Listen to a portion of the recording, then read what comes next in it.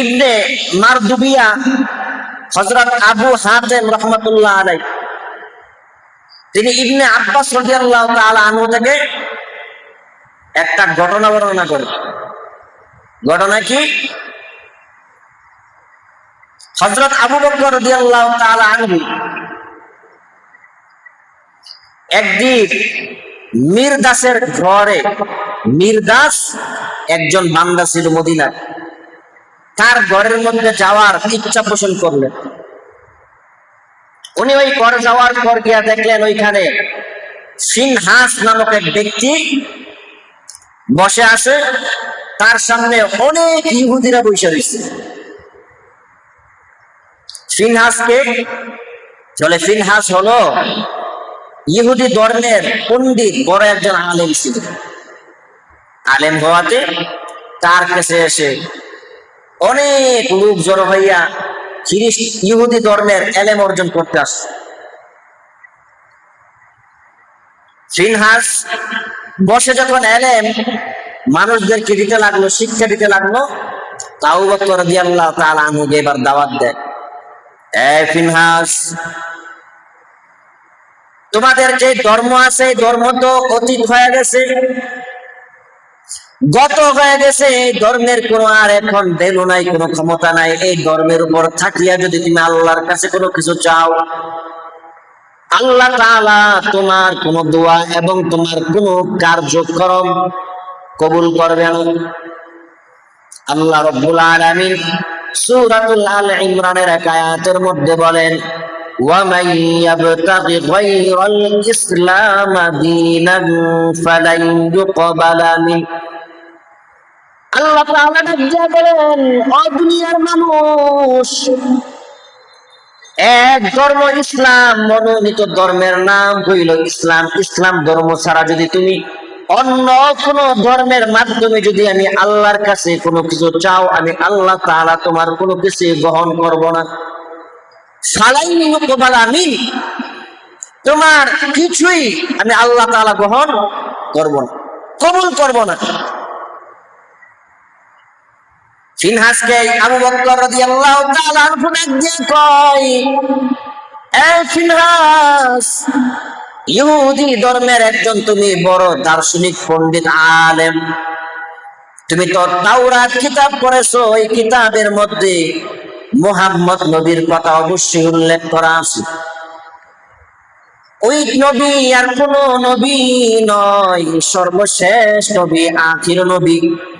উনি যেহেতু তোমার সময় আমাদের সময় বিদ্যমান, তুমি ইহুদি ধর্ম ছেড়ে তুমি ইসলাম ধর্মের মধ্যে আদিষ্ঠিত হয়ে যাও এবং এক রবের ইবাদত করো, ভিন্ন কোন রবের ইবাদত করিও না। কারণ ইহুদি ধর্ম আল্লাহ তাআলার সাথে হযরত উযাইর আলাইহিস সালাতু ওয়াস সালামের ইবাদত করত। আল্লাহ তাআলার ইবাদতের সাথে তারা হযরত উযাইর আলাইহিস সালাতু ওয়াস সালামকে কি করত? অংশীদার সাব্যস্ত করত, তারও ইবাদত করত। তারা ভাবত কি উযাইর আলাইহিস সালাতু ওয়াস সালাম আল্লাহ তাআলার সন্তান এবং তিনিও একজন আল্লাহ। নাউযুবিল্লাহ, তিনিও কি একজন আল্লাহ। এই কথা বলার পর আবু বকরকে ডাক দিয়া কয়, কি বলো তুমি? কোন রবের প্রতি আমি ঈমান আনবো? সেই রব হইল একজন গরিব মিসকিন। নাউযুবিল্লাহ, তোমরা সেই রবের প্রতি ঈমান আনছো, ওই রব তো একজন গরিব মিসকিন। তিনি তোমাদেরকে সুদ খাওয়ার জন্য নিষেধ করে হারাম করেছেন। আল্লাহ তাআলা বলেন, আহাল্লাল্লাহুল বাইআ ওয়া হাররামার রিবা।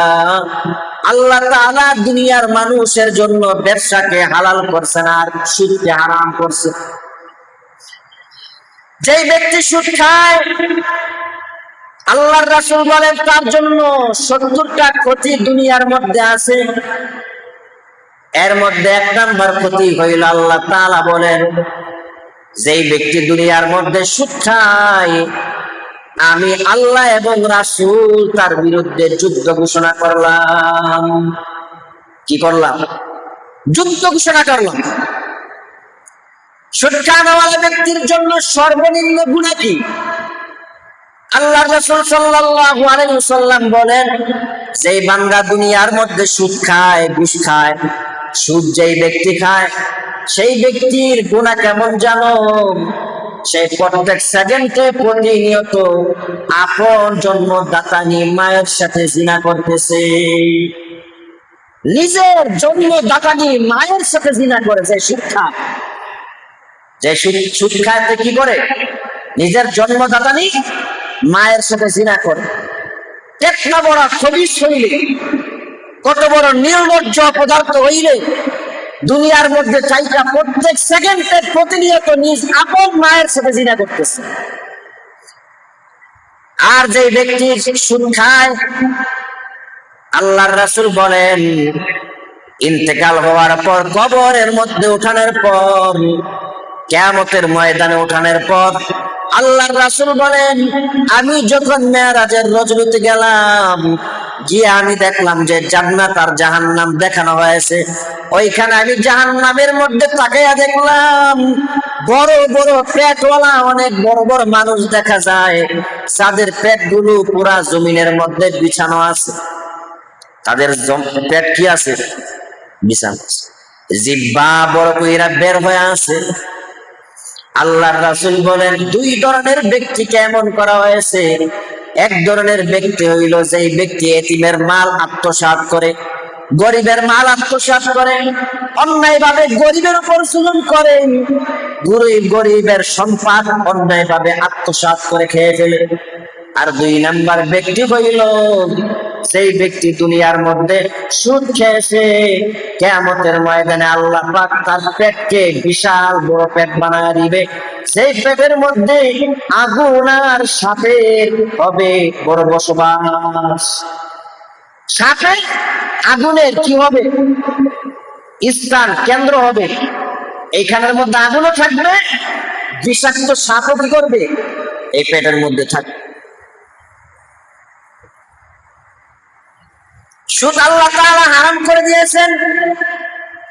সুদ যদি চাই ব্যক্তি সুদ খায়, সুদ খাইয়া যদি 1000 বছর আল্লাহ তাআলার কাবাঘর জিয়ারত যদি করে এবং পেট ও পিঠ যদি কাবাঘরের দেওয়ালের মধ্যে লাগায় বসা দেয়, হযরত আসওয়াদের পাথরটা দরিয়া যদি কিয়ামত পর্যন্ত বসে থাকে আর আল্লাহ তাআলার কাছে বলে, ও আল্লাহ, জীবনে যত ধরনের গুনাহ করেছে আপনি আমার সব গুনাহ মাফ করিয়া দেন।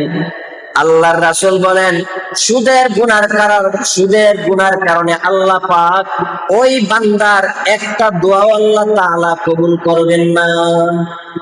একটা দোয়া আল্লাহ তাআলা কবুল করবেন না। সে যদি হযরত আসওয়াদের পাথর দইরাও যদি আল্লাহ তাআলার কাছে বলে, আল্লাহ তাআলা ওই ব্যক্তির কোনো দোয়া কবুল করবেন না। হযরত আসওয়াদ পাথর কেমন? বলে যে এই ব্যক্তি সারা জীবন গুনাহ করছে, আল্লাহর রাসূল বলেন, গুনাহ করার পরে বান্দা যদি কাবাঘর জিয়ারতের পরে হযরত আসওয়াদ পাথরের মধ্যে যদি চুমা খায়, তো এই চুমা খাওয়ার সাথে সাথে আল্লাহ পাক বান্দার জীবনের সব গুনাহ মাফ করে দিবেন। তাইলে হযরত আসওয়াদের পাথরের দাম আছে না নাই? আল্লাহর রাসূল বলেন, ওই পাথর কি সারা জীবন তুই যদি সাজদা করে থাকো আর আল্লাহ তাআলার কাছে দোয়া করো, কেমন অবস্থায় যে সময় তুমি সুদ খাও, সুদ খাওয়া অবস্থায় তুমি সারা জীবন সাজদায় পড়া যদি আল্লাহর কাছে কান্না করো আর দোয়া করো, তোমার কোনো কিছুই আল্লাহ পাক কবুল করবে না। বুঝেন নাই কথা? ইহুদি ডাক দিয়া বলে, ফিনহাস বলে, আবু বকর তোমার রব তো তোমাদের থেকে সুদ গ্রহণ করে না। আবু বকর ডাক দিয়া বলেন, আল্লাহ পাক আমাদের জন্য সুদকে হারাম করিয়া দিয়েছেন। কি করছেন? ফিনহাস ডাক দিয়া কয়, রে আবু বকর, তোমার রব তো তোমাদের কাছ থেকে সুদ গ্রহণ করে না, কিন্তু আমাদের কাছ থেকে সুদ গ্রহণ করে। নাউজুবিল্লাহ। আল্লাহ তাআলা নাকি ইহুদিদের কাছ থেকে কি গ্রহণ করে? সুদ গ্রহণ করে। কার দাবি? ইহুদিদের পণ্ডিত ফিনহাসের দাবি। কেমনে? নবীজি সাল্লাল্লাহু আলাইহি সাল্লাম সহ প্রত্যেক নবী তাদের উম্মতের কাছ থেকে যাকাত সদকা দেওয়ার জন্য আদেশ করছেন। কি করছেন? দান সদকা করার জন্য কি করছেন? আদেশ করছেন। দান, সদকা, যাকাত আদেশ করাতে এখন ইহুদিরা দাবি করে আল্লাহ তাআলা আমাদের কাছ থেকে সুদ নেয়। নাউজুবিল্লাহ, আল্লাহ তাআলা কি সুদ নেয়?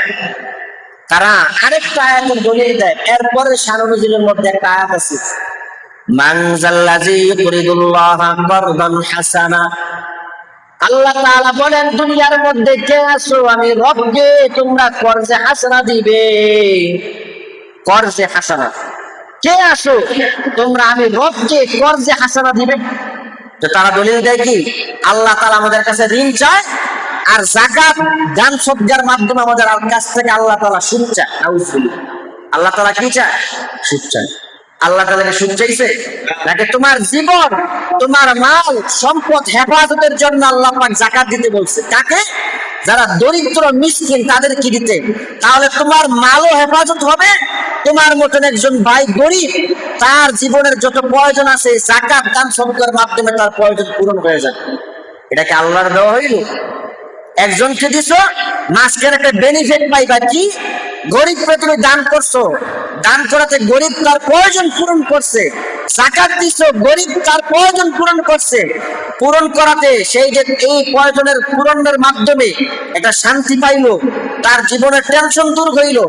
এই কারণে আল্লাহ পাক তোমার আমল নামায় সেই জীবনে যা আমল করবে ওই সমপরিমাণ আল্লাহ পাক তোমার আমল নামায় সওয়াব দান করবে।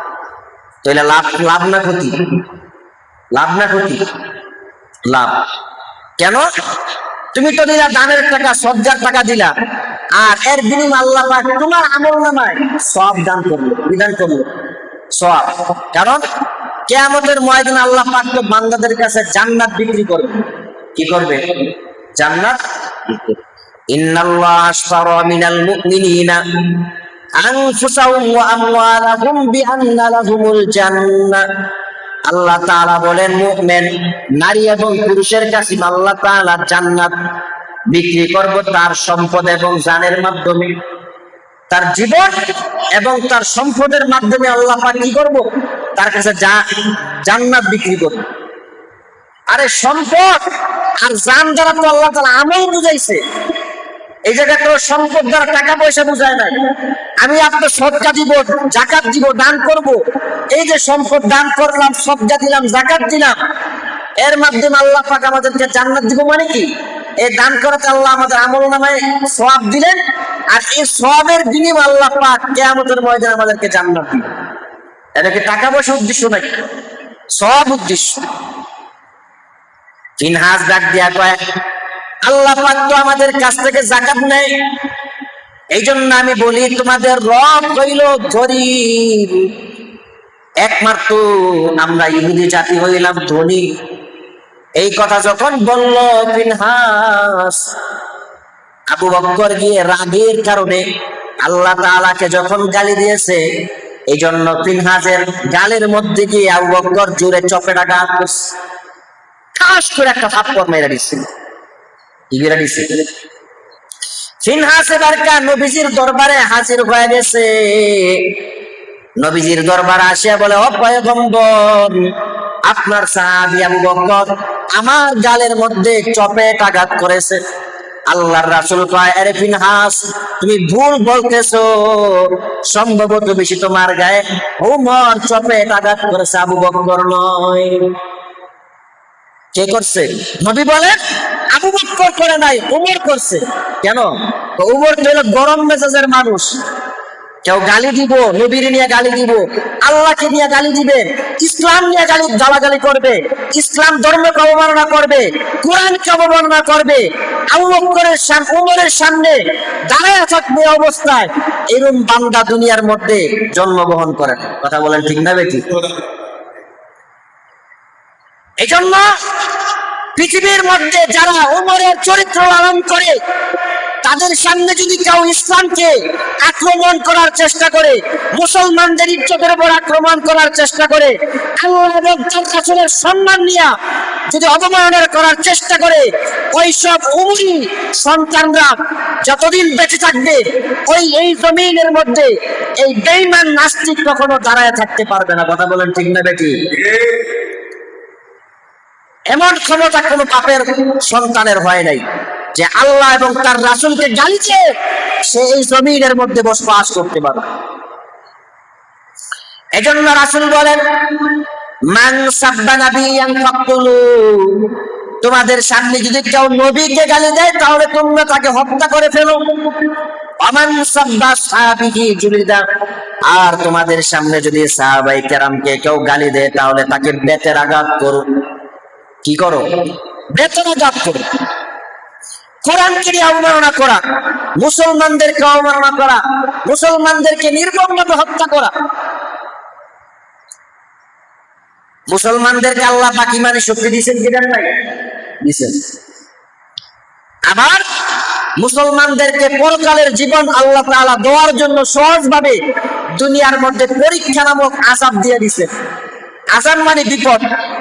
আযাব মানে কি? কাউকে আল্লাহ পাক শহীদ মর্যাদা দিয়া মৃত্যুর সাথে সাথে আল্লাহ তাআলা জান্নাতে পৌঁছায় দিতে চান। এই জন্য তাকে তারা দুনিয়ার মধ্যে শহীদ করা। কি করা? শহীদ করা। আমার কত মুসলমান ভাই বোনকে আফগানিস্তান, ফিলিস্তিন, ইরাক, ইরান সহকারে পৃথিবীর মধ্যে বেঈমান বিজুরমিরা বোম্বিং করে হাজার হাজার আমার মা বোনদেরকে নির্মমভাবে শহীদ করতেছে। মুসলমান প্রতিবাদ করে, আবার অনেক মুসলমান আছে গরু খাওয়া মুসলমান, বেঈমান মারে। সব যারা আল্লাহ এবং তার রসুলের জন্য নিজের জীবন দেওয়ার জন্য প্রস্তুত, তারা যখন প্রতিবাদ জানায়, ওই গরু খাওয়া আর দিন খাওয়া মুসলমান ওই মুসলমানদের বিরুদ্ধে আবার প্রতিবাদ মিছিল বার করে। এদেরকে কোরআনের ভাষায় বলা হয় মুনাফিক। কি বলা হয়? মুনাফিক। আজকে আমাদের পার্শ্ববর্তী রাষ্ট্র ভারত এই উগ্র হিন্দুবাদীদের কারণে আমাদের মুসলমান মা বোনরা এখন অনিরাপদ, নিরাপদের উপরে নাই, তাদের উপরে নির্মমভাবে জুলুম করা হচ্ছে।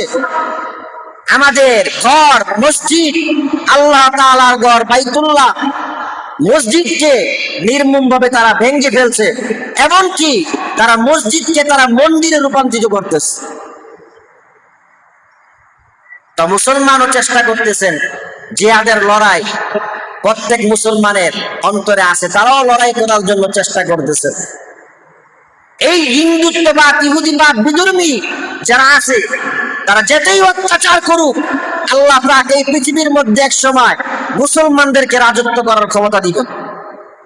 এই ভারতবর্ষে যতই মুসলমানদের উপর আক্রমণ হোক না কেন, আল্লাহর রাসূল বলছেন শেষ জমানায় গজওয়াতুল হিন্দের মাধ্যমে গোটা হিন্দু ভারতবর্ষ থেকে, উপমহাদেশ ভারত থেকে আল্লাহ তাআলার কুদরতের মাধ্যমে হিন্দু সব বিতাড়িত হয়ে যাবে। আবার এই ভারতবর্ষকে মুসলমানরা কি করবেন? রাজত্ব করবেন। মুসলমানদের ক্ষমতাধীন চলে আসবে আবার ভারতবর্ষ। তাহলে ভয়ের কোনো কি নাই, কারণ নেই। গজওয়াতুল হিন্দ হবে। এই গজওয়াতুল হিন্দের মধ্যে যারা পলায়ে যাবে, যুদ্ধ ছেড়ে চলিয়া যাবে, তারা জাহান্নামী। আর যারা যুদ্ধে ছেড়ে বসে যাবে তারাও জাহান্নামী। আর যারা যুদ্ধ করবে তারা যদি বেঁচেও থাকে, মৃত্যুর পর আল্লাহ পাক তাদেরকে বিনা হিসেবে জান্নাত দান করবে। এই গজওয়াতুল হিন্দ হবে অল্প কিছু মুসলমানদের মাধ্যমে। ভারতবর্ষের যত নরপিস জানোয়ার যারা ক্ষমতায় কসাই মদির মতন যারা বসে আছে, কসাই মদির মতন যারা উগ্র হিন্দুবাদীরা বসে আছে, এদেরকে একসময় মুসলমানরা গলার মধ্যে বেড়ি লাগাইয়া টেনে টেনে তাদের মসজিদ থেকে নামায় ফেলবে, আর তাদের মসজিদ গুলাই মুসলমানরা দখল করে নিবে। কথা বুঝলেন? এই ফিনহাস যখন নবীর কাছে গিয়ে বলার পর আল্লাহর রাসূল বলেন, না, আবু বকর তোমাকে চপেটাঘাত করে নাই, করেছে তোমাকে ওমর। ফিনহাস ডাক দিয়া বলেন, না, আবু বকর তোমাকে চপেটাঘাত করেছে। আল্লাহর রাসূল এবার আবু বকরকে ডাক দিয়া কয়, রে আবু বকর, তুমি নাকি ফিনহাসকে চপেটাঘাত করেছো, কথা কি সত্য কিনা? আবু বকর ডাক দিয়া বলল, পয়গম্বর, আমি ফিনহাসকে চপেটাঘাত করেছি, কথা একদম সত্য কথা। আল্লাহর রাসূল ডাক দিয়া বলে, আরে আবু বকর, কেন তুমি ফিনহাসকে তুমি চপেটাঘাত করেছো আমাকে বলো। আবু বকর ডাক দিয়া কয়, ও আল্লাহর রাসূল, এই ইহুদি ফিনহাস আল্লাহ এবং তার রাসূলকে নিয়ে কটূক্তিমূলক কথা বলেছে। আল্লাহর রাসূল ডাক দিয়া কয়, আবু বকর, তুমি যে তাকে থাপ্পড় মেরেছো এই কথার জন্য কোনো প্রমাণ আছে কিনা? ফিনহাসকে বললো, আরে ফিনহাস, তুমি কি এমন কিছু বলেছো? ফিনহাস ডাক দিয়া কয়, না পয়গম্বর, আমি এমন কোনো কথা বলি নাই। জাগার মধ্যে ফিনহাস অস্বীকার করলো, না আমি বলি নাই। আল্লাহর রাসূল ডাক দিয়া কয়, আরে আবু বকর, ফিনহাস যে বলেছে এমন কথা, তুমি ফিনহাসের বিরুদ্ধে 2 জন সাক্ষী দায়ের করো। কয়জন সাক্ষী? কারণ কি, বিচারের মধ্যে যদি বাদী বিবাদী যদি কোনো মামলা দায়ের করে, বাদীও যদি জিততে চায় বিবাদীও যদি জিততে চায়, তাদের জন্য কি দরকার? সাক্ষী দরকার। কি দরকার? সাক্ষী দরকার। আবু বকরকে আল্লাহ রাসূল ডাক দিয়ে বলল, আবু বকর, তুমি সাক্ষী উপস্থাপন করো, পেশ করো। আবু বকর ডাক দিয়া বলে, আমার কোনো সাক্ষী নাই, আমার পক্ষে একমাত্র সাক্ষী হইল আমার আল্লাহ, অন্য কেউ আমার সাক্ষী নয়। এই কথা বলার পর আল্লাহর রাসূল ডাক দিয়া কয়, দুনিয়ার মধ্যে আল্লাহ পাক আমাকে বিশ্ব নবী হিসেবে পাঠাইছেন, আমি কোনো মানুষের উপর জুলুম করতে পারবো না। তুমি যেহেতু সাক্ষী পেশ করতে পারো নাই, ফিনহাসের কথাই সত্য প্রমাণিত হয়েছে। এবার আল্লাহর রাসূল ফিনহাসকে ডাক দিয়া বলছে, তুমি আবু বকরকে একটা সম পরিমাণ চপাটাঘাত করো, মানে তুমিও আবু বকরকে কি করো, একটা থাপ্পড় দাও। আবু বকরকে যখন ফিনহাস থাপ্পড় দিতে গেলেন, চপাটাঘাত করতে গেলেন, আল্লাহ তাআলা সাথে সাথে ফিনহাসের হাতকে অবশ করে দিলেন। সাথে সাথে হাত অবশ হয়ে যাওয়ার পর আল্লাহ তাআলা জিবরাইল আমিনের মাধ্যমে ওহী নাযিল করিয়া দিয়া বললেন, রে পয়গম্বর, আবু বকর যা বলছেন সত্য বলেছেন। কারণ কি? আল্লাহ তাআলা সূরাতুল আল ইমরানের 181 নম্বর আয়াতের মধ্যে বলেন, লাকাদ সামিআল্লাহু কাওলাল্লাযিনা ক্বালু ইন্নাল্লাহা ফাকিরু ওয়া নাহনু আগনিয়া। এই ফিনহাস বেঈমান আল্লাহ তাআলাকে ফকির বলেছে এবং নিজেদেরকে ধনী হিসাবে সাব্যস্ত করেছে এবং আপনার নবীর বিরুদ্ধে পর্যন্ত তহমত দিয়েছে। এই জন্য আবু বকর সহ্য করতে পারে নাই, না পারার কারণে ফিনহাসকে জোরে চপেট আঘাত করেছে। এই কথা বলে আল্লাহ পাক সাথে সাথে আয়াত নাযিল করে দিয়েছেন, আর আল্লাহ তাআলা স্বয়ং আবু বকর রাদিয়াল্লাহু তাআলা আনহুর পক্ষে সাক্ষী হিসেবে দাঁড়ায় গেছে। সুবহানাল্লাহ। তাহলে সত্য কথা যদি সত্য বলি দুনিয়ার মধ্যে, আল্লাহ পাক অবশ্যই সত্য কথার পক্ষে আল্লাহ তাআলা বিজয় দান করবেন। আল্লাহ তাআলা কি করবেন? এই জন্য কথা আছে, ফাঁসির মঞ্চ দাঁড়ায় যদি কোনো ব্যক্তি সত্য কথা বলে, তা আল্লাহ পাক এই সত্য বলার কারণে তার উপর রহমত নাজিল করে। রহমত নাজিল করাতে দুনিয়ার যে বান্দা তাকে ফাঁসির অর্ডার দিয়েছে তার প্রতি এমন মায়া জন্মায়, পরবর্তীতে তার ফাঁসির অর্ডার নিষিদ্ধ করে তারে আজীবন কারাদণ্ড দিয়া ফাঁসি বিধান থেকে মাফ করে দিয়ে কি করে হালকা লৌহ শাস্তি দিয়া। কথা বুঝলেন না? এই জন্য সত্য বলা দরকার, হকের পক্ষে কথা বলা দরকার। কেউ যদি আল্লাহ এবং তার রাসূল, ইসলাম, কোরআন এবং মুসলমানদের ইজ্জত আবরু নিয়ে যদি কোনো কথা বলতে চায়, তো মুসলমানের দায়িত্ব তারা তাদের জীবন বাজি রাখা হলো আল্লাহ, তার রাসূল, ইসলাম, কোরআন এবং মুসলমানদের ইজ্জত রক্ষার্থে নিজের জীবন বিলায় দাও। আল্লাহ পাক আমাদের সকলকে এমন ঈমান লালন করার তৌফিক দান করুক। সকলে বলে আমিন।